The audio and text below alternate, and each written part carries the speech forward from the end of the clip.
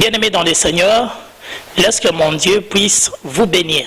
Je suis encore ravi de vous retrouver dans cette série de Total Adoration, le deuxième numéro.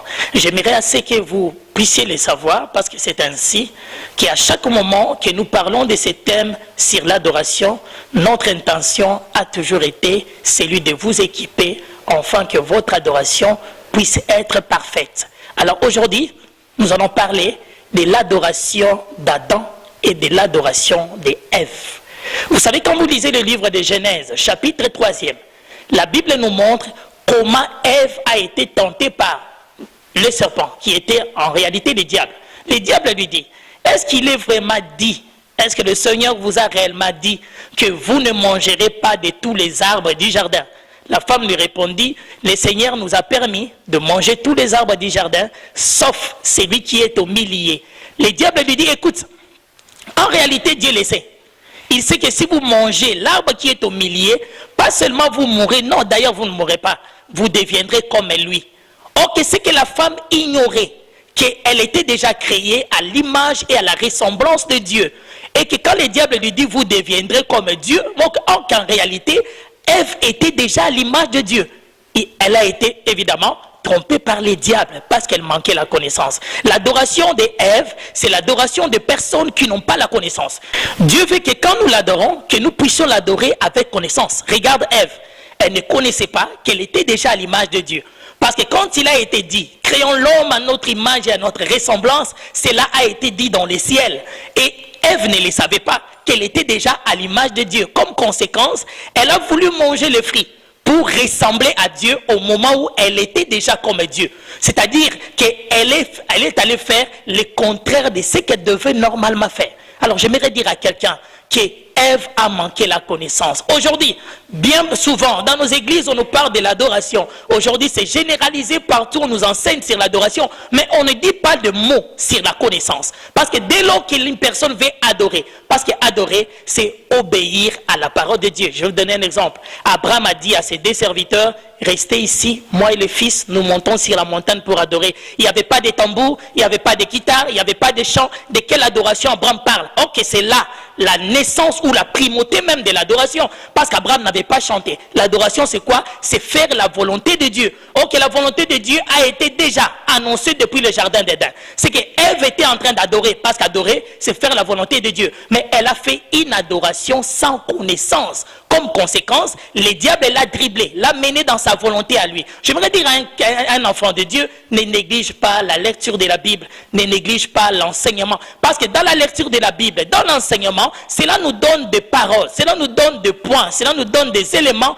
qui vont faire en sorte que nous soyons de vrais adorateurs. Parce qu'un vrai adorateur n'est pas un chantre. Un vrai adorateur n'est pas forcément un musicien. L'adoration, c'est l'obéissance totale à la parole de Dieu. La parole de Dieu dit, ne pêche pas.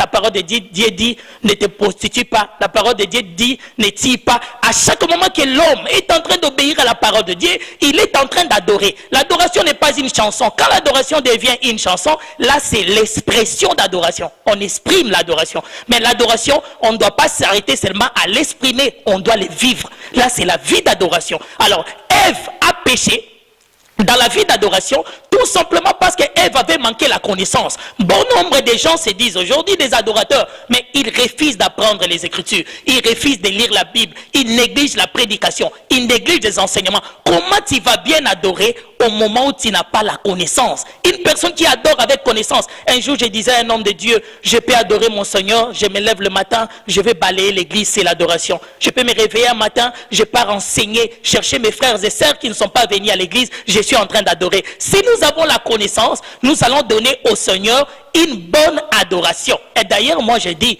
le Seigneur dit dans le livre de Jean, il cherche les vrais adorateurs.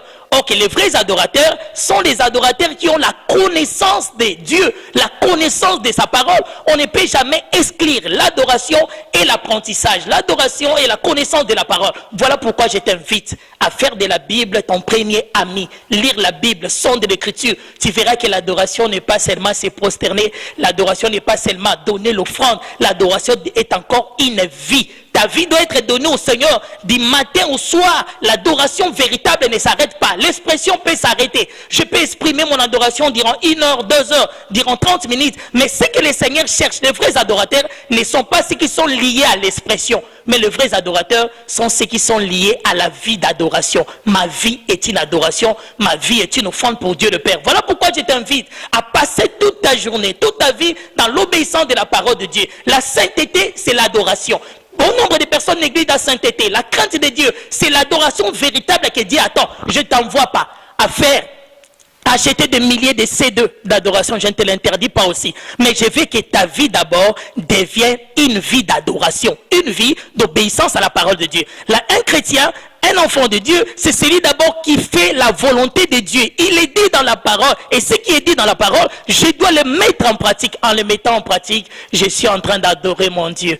Quelle est la forme d'adoration que toi tu aimes? La louange, ce n'est pas du tout mal. L'adoration, ce n'est pas du tout mal. Acclamer, ce n'est pas du tout mal. Mais ce que le Seigneur cherche, c'est la vie. Parce que la vie d'adoration va même au-delà du culte, va même au-delà des moments de se prosterner. Le Seigneur attend.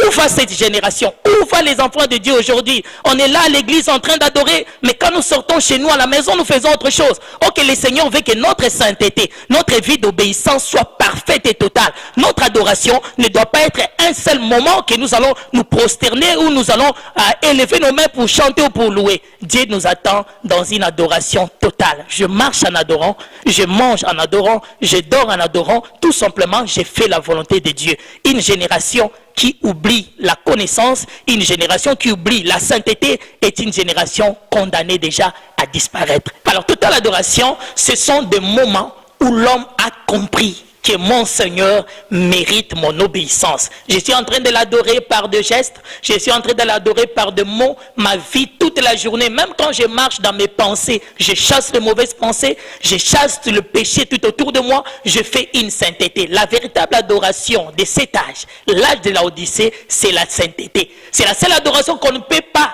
s'échapper. C'est la seule adoration qu'il est difficile de faire. Aujourd'hui, il est facile de chanter. Il est facile d'acclamer, il est facile de sauter, mais il est difficile de vivre la sainteté. Or que l'adoration de notre âge, c'est la sainteté. Je ne t'envoie pas à acheter des milliers de CD. Je ne t'envoie pas à devenir un bon chanteur, à arranger ta voix. Je t'envoie à la sainteté. L'adoration, c'est la sainteté. L'adoration, c'est la sainteté. Cherche la sainteté, c'est ça l'adoration. Arrête avec l'expression. Si tu es vraiment un enfant de Dieu, donne beaucoup plus ton temps à la vie d'adoration qu'à l'expression. Parce que ceux qui hériteront le royaume des cieux sont ceux qui ont compris la sainteté comme vie, la sainteté comme adoration. Ce n'est pas ceux qui ont fait de l'adoration une expression seulement. Laisse que mon Dieu te bénisse.